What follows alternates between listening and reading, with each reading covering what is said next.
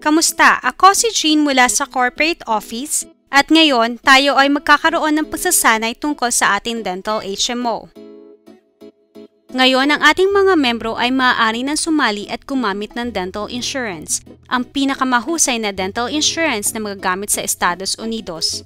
Sa katakataka na 75%, ang aming mga membro ay piniling manatili at lubos na umaasa sa aming magandang dental program.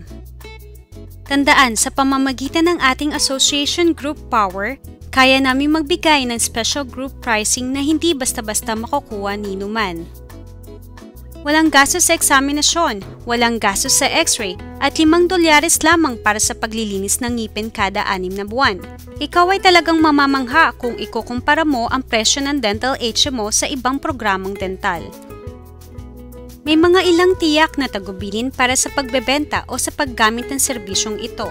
Tandaan, kapag ang iyong membro ay nakagamit o nakaranas ng magandang pagbisita sa kanilang dentista, ibig sabihin ay nagawa natin ng maayos ang ating trabaho. Kaya mangyaring kayo ay magtala at magbigay ng atensyon sa pagsasanay na ito upang masiguro ang magandang resulta. Naniniwala kami na ang isang nasiyahang membro ay isang customer panghabang buhay. Mangyaring magkaroon ng kamalayan na bagaman ang dental na ito ay magagamit sa buong bansa, kami ay nasa proseso pa rin ng pag-aaproba ng pagbebenta nito sa bawat estado, base sa individual na batayan. Pumunta lamang sa inyong back office para tingnan ang pagtaas ng bilang ng aming listahan. Para sa inyong kaalamanan, ang dental HMO ay nagbibigay ng kalidad na serbisyong dental mula pa noong taong 1954 at nagkaroon ng napakalaking dental network na mahigit sa 189,000 providers sa buong bansa at mahigit 50 milyong nasihang membro na ang nagpapatunay nito. Kaya kung ikaw ay handa na, tayo na't magsimula. Ang unang bagay na kailangan nating mga bagong membro ay pumili kung sino ang ninais nating maging pangunahing dentista. Ang pagkabigo sa pagpili ng provider o pagpili ng hindi kasaling provider ay maaaring magresulta sa inyong membro na makatanggap ng default provider na napili ng aming system. Gayun din, mangyaring paalalahanan ang inyong membro na hindi sila maaaring pumili ng isang espesyalistang dentista. Dapat ito ay isang general dentistry practice lamang. Kapag at kung ang membro ay mangangailangan ng isang espesyalista, kailangan ang general dentist provider gumawa ng referral letter para sa membro. Ang listahan ng dentist provider ay makikita sa back office.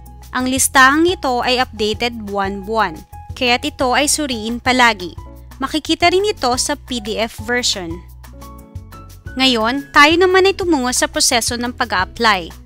Ang aplikasyon ng dental HMO ay makikita sa inyong back office at ang bawat estado ay may kanya-kanyang aplikasyon. Tignan natin ang halimbawa ng isang aplikasyon.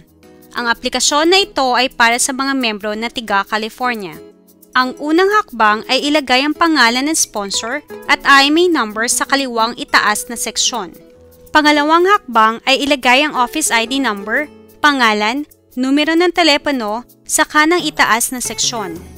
Ilan sa mga plano ay nag-aalok ng opsyon ng pagpipilian kung individual o pampamilyang plano.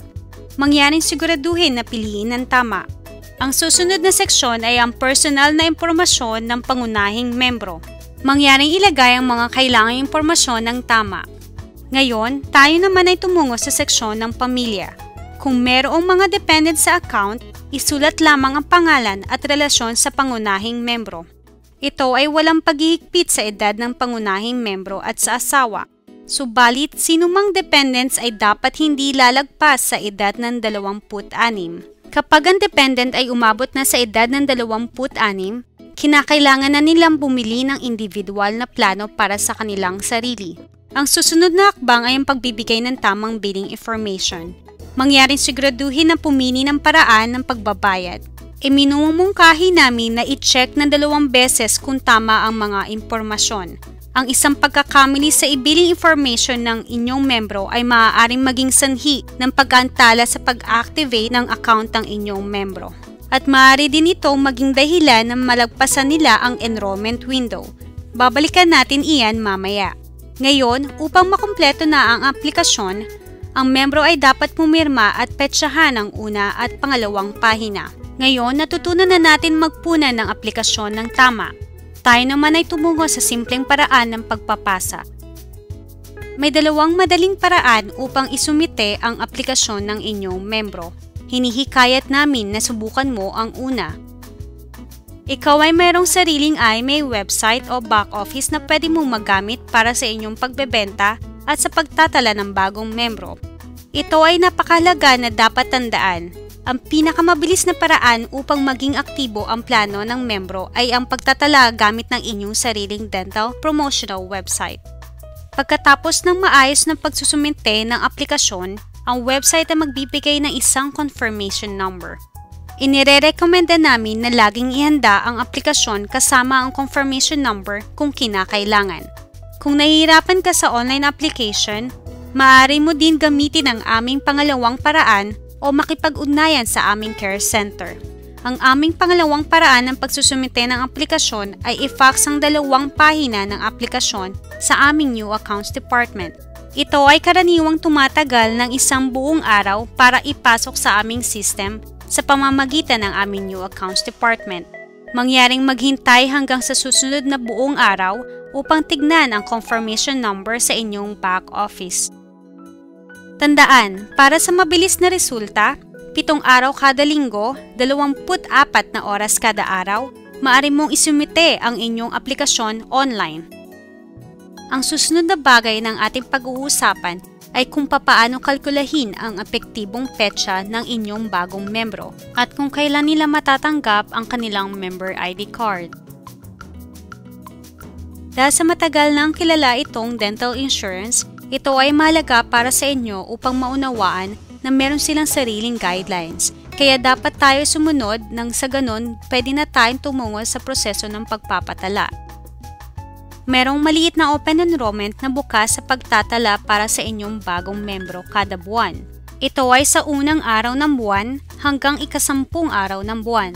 Kung ikaw ay nagsumite ng isang aplikasyon bago ang ika-10 araw, maaari mong masiguro na ang account ay magiging epektibo sa susunod na buwan. Narito ang isang halimbawa. Kung ang inyong membro ay nagpatala ng ika-6 ng Abril, ang kanyang account ay magiging epektibo sa unang araw ng buwan ng Mayo. Meron kaming 2 araw na palugid, ngunit tandaan, lagi naming inirerekomenda na magsumite ng aplikasyon bago ang ika-10 araw ng buwan. Ngayon, pag-usapan naman natin ang tungkol sa mga aplikasyon na isinumite pagkatapos ng araw ng pagtatala. Anumang aplikasyon na inyong pinadala na hindi napasama sa loob ng aming open window ng pagpapatala, ang account ay magiging epektibo sa unang araw ng pangalawang sumunod na buwan. Narito ang isang halimbawa. Kung nagsumite ka ng isang aplikasyon sa ika-17 araw ng Abril, ang epektibong petsa nito ay sa unang araw ng Hunyo. Inirekomenda namin na ipaliwanag ninyo sa inyong membro ang proseso ng pagpapatala at hayaan silang pumili ng nababagay sa kanilang mga pangangailangan. Ang inyong membro ay makakatanggap ng 2 set ng ID cards. Ang unang darating ay ang kanilang ID card na merong karagdagang mga impormasyon.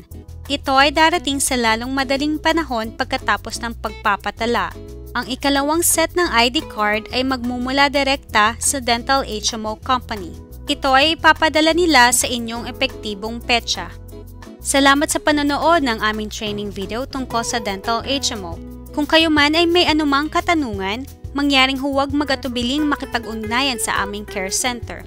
At tandaan, kami ay palaging nandito upang makatulong.